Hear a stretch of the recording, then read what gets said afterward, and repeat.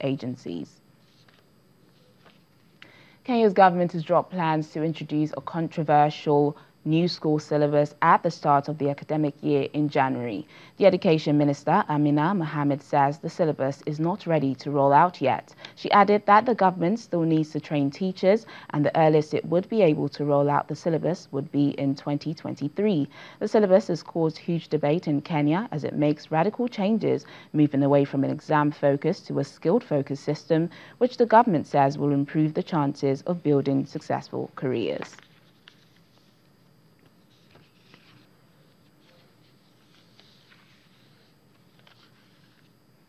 The Rwandan authorities say a genocide suspect has been extradited from Denmark and will be back in the country in a few hours' time. Wenceslas Twagiraye is accused of carrying out crimes during the 1994 genocide, in which an estimated 800,000 Tutsis and moderate Hutus were killed.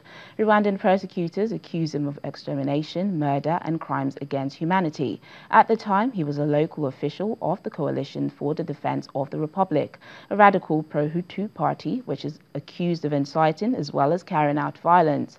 Mr. Twagiraye, who is now 50 years old, is also accused of leading a local militia in Rubava district in the northwest of the country. He had been fighting his extradition through the courts in Denmark, where he was living since 2001. Rwanda has issued international arrest warrants for more than 800 people it accuses of committing atrocities during the genocide.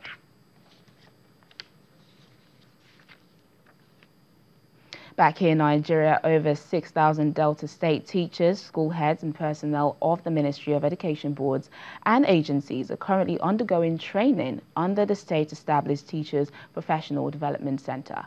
The training intends to encourage a mindset change for teaching as one out of 4 training programs for teachers proposed by education stakeholders at the Delta State 2016 Educational Summit. Teachers mold the future leaders of the world and are expected to effectively execute lessons, monitor and evaluate students' performance, and improvise instructional materials to ensure a complete, well-rounded education. This is why the Delta State government is implementing training programs through the Teachers Professional Development Center. The Commissioner for Basic and Secondary Education, Mr. Chedu Ebie, gives an overview of the training program and its impact on the state educational process. 4 training programs have been approved. The first one, mindset change, and this is for principals and vice principals of schools. We have 465 secondary schools in the state, 6 technical colleges. We also looked and said to ourselves, do we train all of them, irrespective of whether you're retiring tomorrow or not? And we said, no, that wouldn't be right. That would be a waste of money, a waste of resources. So we've said those that are retiring within the next 12 months are not going to be trained.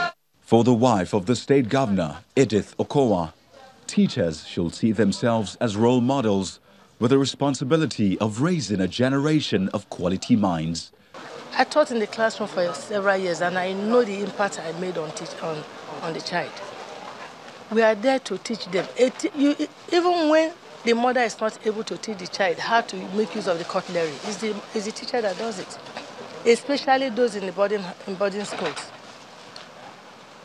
Character molding is a teacher, and that is why we teachers must be well behaved, because children look at what you do, not what you say.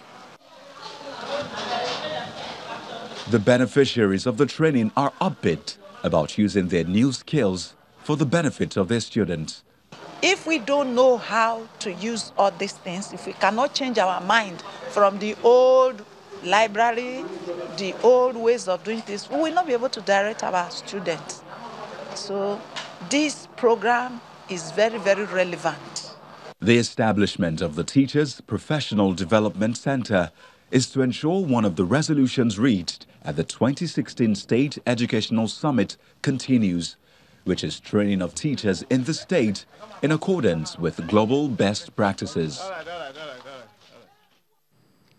France has handed over more than 1,000 assault rifles to the Central African Republic's military, where rebel groups have forced about 750,000 people to flee their homes. The UN imposed an arms embargo 5 years ago after civil war broke out, but exceptions have been made, including last year when Russia supplied a similar shipload of weapons. After handing over the weapons, the French Armed Forces Minister, Florence Parly, called on all countries, including Russia, to support African Union-led peace talks in CAR. Local media says Russia has mining interest in the country and has deployed hundreds of military advisors. With the highest rate of hepatitis C in the world, Egypt is carrying out a campaign to detect and treat the disease in a bid to eradicate it by 2022. It aims to test the entire adult population of about 50 million people. According to the World Bank, nearly 4.4% of adult Egyptians are infected with hepatitis C, and about 40,000 die of the disease every year, making it the country's third leading cause of death. The campaign, which began in October, is set to run till April 2019 and will also include tests for diabetes and high blood pressure. مناطق شبه الخيمة الصناعات اللي هي الحرف اليدوية والبلاستيك At this stage, in the provinces that have undergone the screening, our focus is on the treatment of those who've been diagnosed with hepatitis C, high blood pressure, or diabetes. In Egypt, many were infected decades ago when poorly sterilized needles were used as part of a national treatment campaign against schistosomiasis, a disease caused by parasitic worms. According to a recent World Bank report, most donated blood is still not effectively screened.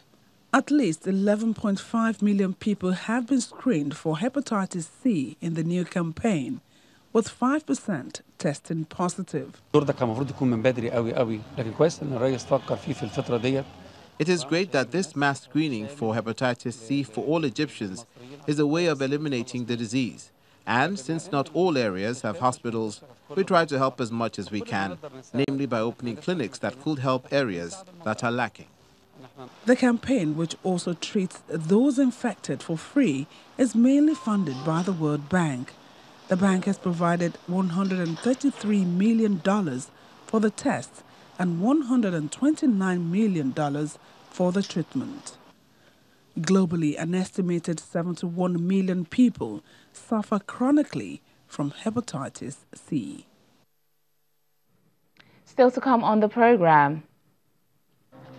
Singers, dancers and other artists gather at the Kakuma refugee camp 5th edition of a talent show in Kenya. That's after the break.